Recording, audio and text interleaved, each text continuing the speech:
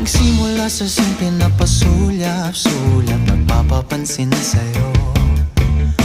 Umabot sa palitan ng mga mensahe, kilig na kilig ako.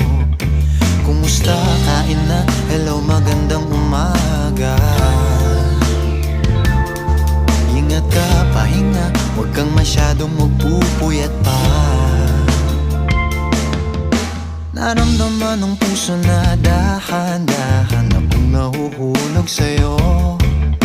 Sa kada araw natin na pag-uusap, meron nang